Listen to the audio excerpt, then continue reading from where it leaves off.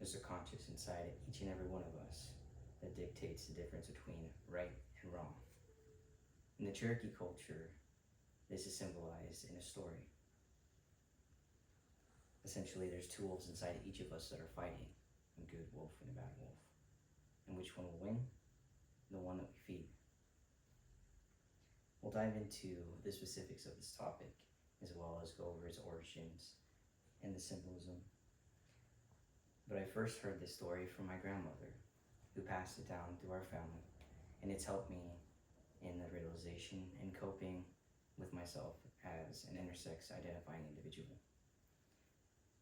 I found this myth, and I hope its relevance can help you in moments when you're facing your own internal struggles, and hope that it will help you overcome moments of adversity and find balance. Today, we'll explore this myth and its origins, the importance of storytelling, and uncover its symbolism to discuss how we can overcome these challenges even today.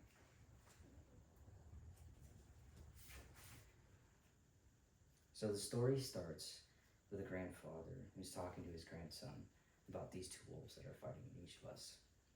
And the grandson asks, well, which one will win? And the grandfather replies, the one that I feed. This is attributed to the Cherokee culture, and it also represents their values in brave balance, personal responsibility, as well as spiritual growth. Storytelling was an important tradition of the Cherokee Nation, as well as other Native American tribes, because essentially there wasn't a written language. So the only way to share experiences or values or lessons learned essentially were in moments like this, where you would sit and talk to each other and explain, your personal hardships or something that you will overcome, and use that as a teaching principle to someone else.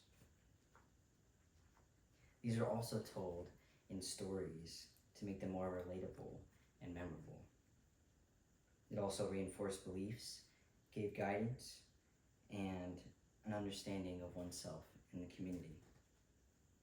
Although this parable was well known, its origins have become unclear, unfortunately, due to the colonization of the Cherokee people.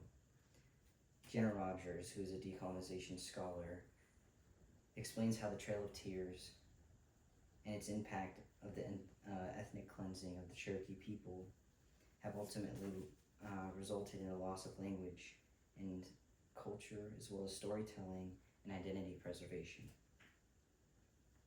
This was because of the forced removal from their lands and conversion into Indo-European education, as well as conversion into Christian religion.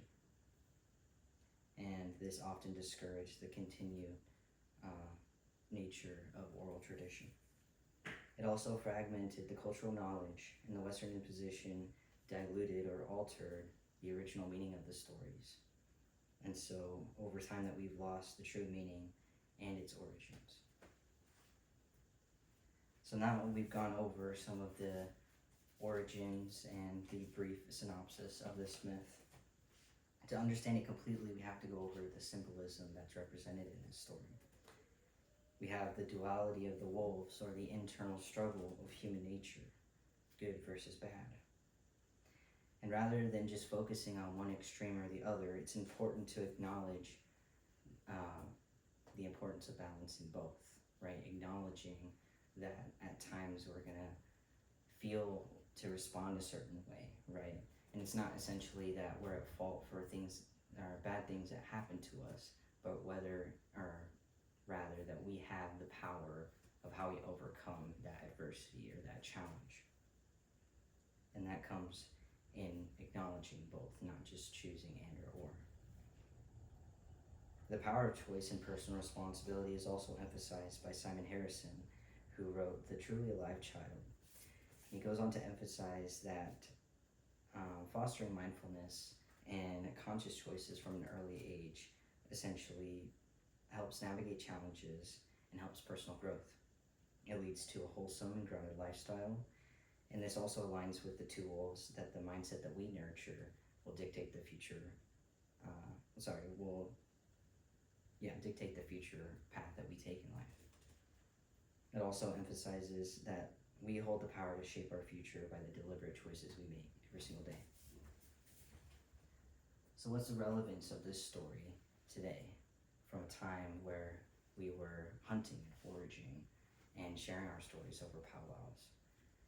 We have seen the modern interpretation as recent as 2012 with Harrison in his book. And how do we apply that to 2025 in a culture that is soaked in adversity and discrimination? I can only really talk about my personal experience as a transgender and intersex individual, and how I've used this myth to overcome moments of adversity and discrimination in my personal life. As a transgender individual, we often also have that internal conflict, but essentially, instead of good or bad or male versus female, it often looks like self-acceptance versus societal pressures. Kalam and Yilmaz also go on to talk about the challenges within the LGBTQ community, and essentially that because of discrimination, social exclusion, and internalized stigma, this contributes to a higher psychological distress in this community. So to overcome such interpersonal conflict,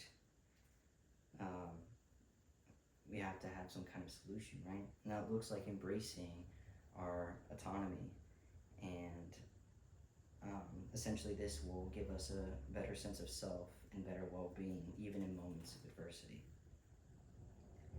These authors also go on to stress the importance of storytelling and community. Sharing personal experiences inspire generations and can foster a community of acceptance over prejudice. I also think it's really important to realize that there's a lot of parallels between these two communities in the sense of a sense of erasure of identity, right? A loss in rights, between the Trail of Tears or what's often happening today. And I think that the simple solution is looking on this parable and choosing to feed your wolf of good and peace, right? And not feeding your wolf of hate and prejudice. As we come to the close of our journey, we've learned about this myth and its symbolism and the morals, and realize it's not about eliminating the struggle, but balancing the choices that we make. By embracing resilience and confronting our adversities, it shapes ourselves as well as the world around us, our communities. So the next time that you face adversity, I hope that you ask yourself, which wolf will you feed?